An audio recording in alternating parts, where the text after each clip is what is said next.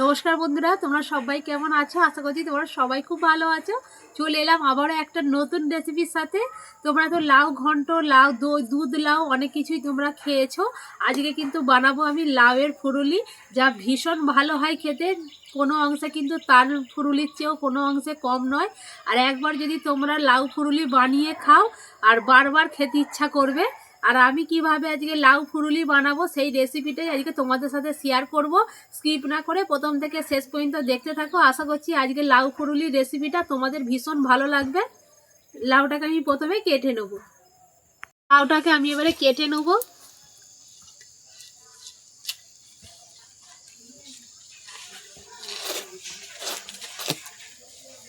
এবারে লাউটা একেবারে নরম আছে, এই নরম লাউ দিয়েই কিন্তু লাউ ফুরুলিটা ভীষণ ভালো হবে।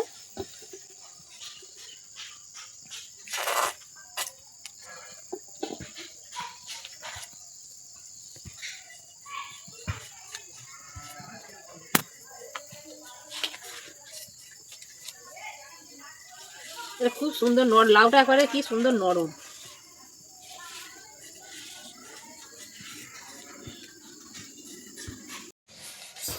লাউয়ের খোসা আমি ছাড়িয়ে নিয়েছি।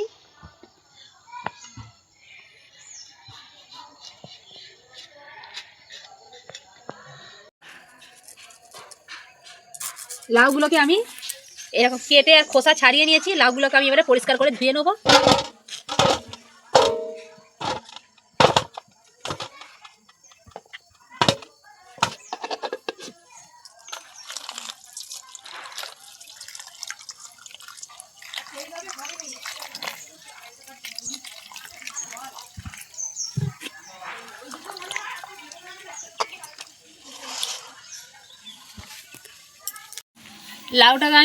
লাউটাকে আমি ধুয়ে নিয়েছি। এবারে আমি লাউটাকে একটা গ্রেটারের সাহায্যে গ্রেট করে নেব।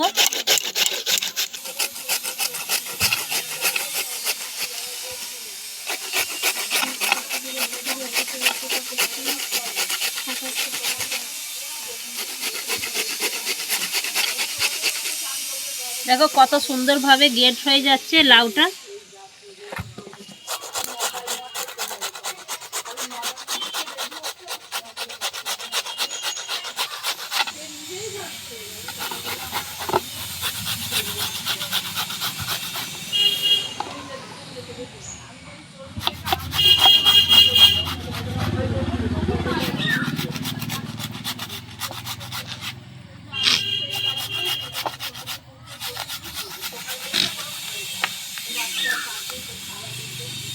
খুব সহজেই কিন্তু গ্রেটারে করে গ্রেট হয়ে যাবে, আর সময়ও লাগবে না, ঝটপট কিন্তু লাউটা গ্রেটারে করে গ্রেট হয়ে যায়। 5 বার গেলে 10 হবে। সব লাউটাকে আমি গ্রেট করে নিয়েছি। এবারে আমি একটা গামলিতে তুলে নেব।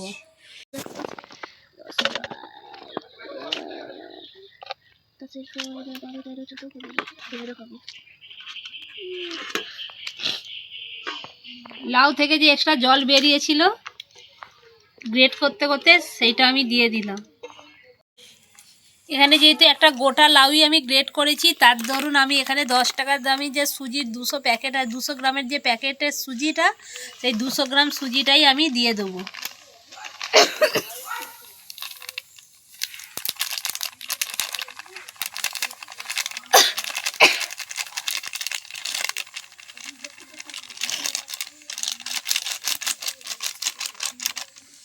এই বাটিটার মাপ করে আমি 1 বাটি ময়দা নিয়েছি।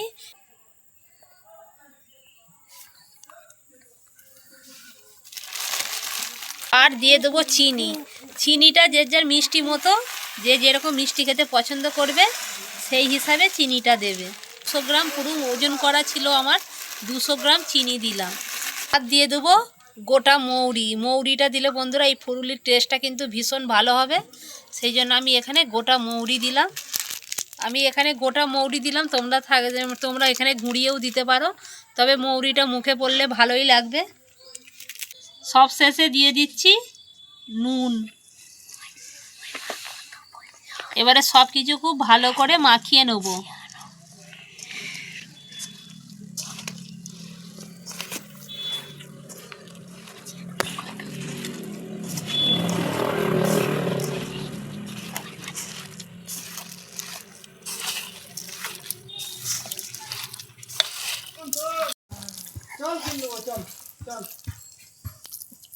সব কিছু আমি খুব ভালো করে মাখিয়ে নিয়েছি। আর আমি কিন্তু এক্সট্রা করে কিন্তু আর জল দিইনি। জল দিলে কিন্তু ভালো লাগবে না। তোমরা চেষ্টা করবে এই লাউটার মধ্যে দিয়ে কিন্তু সব কিছু মাখাতে।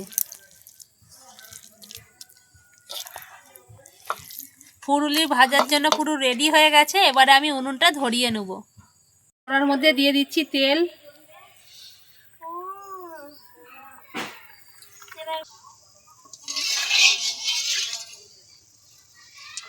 তেলটা আমার হালকা গরম হয়ে গেছে। এবারে আমি ফুরুলিগুলো দিয়ে দেবো।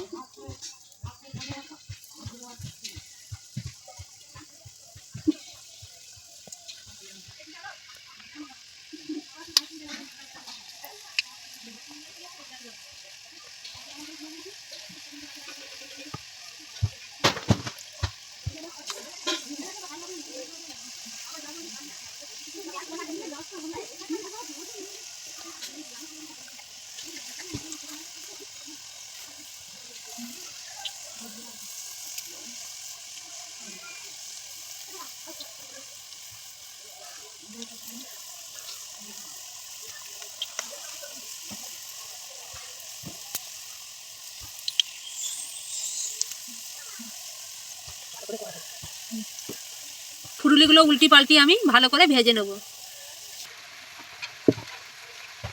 এক পিঠটা আমার হালকা ভাজা হয়ে গেছে। আমি এবারে উল্টি দেবো।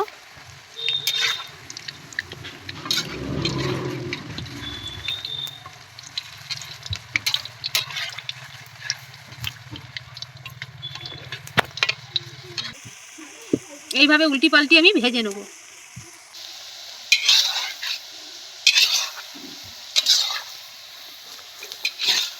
ফুরুলিগুলো উল্টি পাল্টি আমি ভেজে নিয়েছি। এর চেয়ে আর বেশি লাল করব না।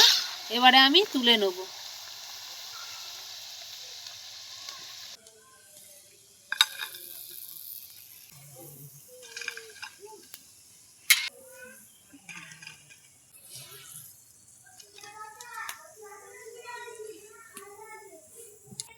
আবারও আমি তেলের মধ্যে দিয়ে দিচ্ছি।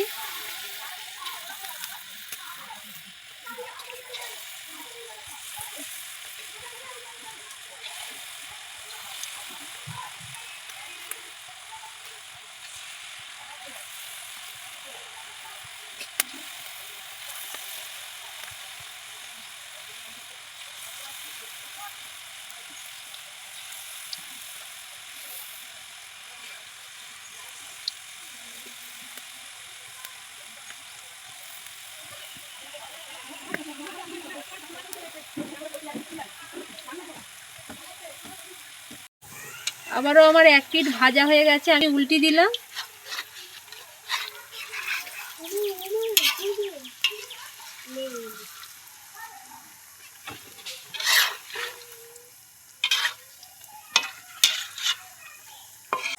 উল্টি পাল্টি আমি ভেজে নেব।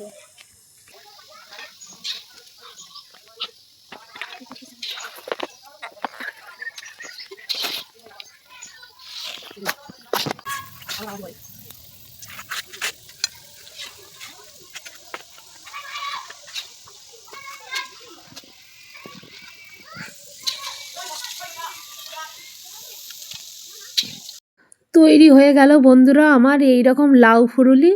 আর এত ভীষণ মজাদার হয় না এই লাউ ফুরুলিটা। তোমরা যদি একবার যদি বানিয়ে খাও না, বারবার খেতে ইচ্ছা করবে এই লাউ ফুরুলি। আর দেখো কত সুন্দর হয়েছে ফুরুলিগুলো। আর খেতেও কিন্তু ভীষণ মজাদার হয়। এইভাবে তোমরা একবার হলেও লাউ ফুরুলি বানিয়ে দেখো। সত্যি বলছি ভীষণ টেস্ট হয় খেতে। আর একটা তোমাদেরকে ভেঙে দেখাই যে ভিতরটা কীরকম হয়েছে। ভিতরটা দেখো কত সুন্দর হয়েছে। আর খেয়ে কেউ বুঝতেই পারবে না এটা লাউ ফুরুলি বলে। আর বাইরেটা যদি সুজি দিয়ে আছে, বাইরেটা একটু ক্রিস্পি টাইপের হবে আর ভিতরটা একেবারে নরম তুলতুলে আর ভীষণ টেস্ট হয়। আর দেখো ভিতরটা তোমরা নিশ্চয়ই দেখে বুঝতে পারছো কতটা নরম আর সফট হয়েছে। আর আমার এই দেখো লাউ ফুরুলির এই আজকের রেসিপিটা তোমাদের কীরকম লাগলো বন্ধুরা, অতি অবশ্যই কমেন্ট করে জানাবে। আর যদি ভালো লেগে থাকে লাইক করো, আর নতুন হয়ে থাকলে সাবস্ক্রাইব করে পাশে থেকো। চলো আবার নেক্সট কোনো রেসিপির সাথে দেখা হচ্ছে। সবাই খুব ভালো থেকো, সুস্থ থেকো। আজকের মতো টাটা।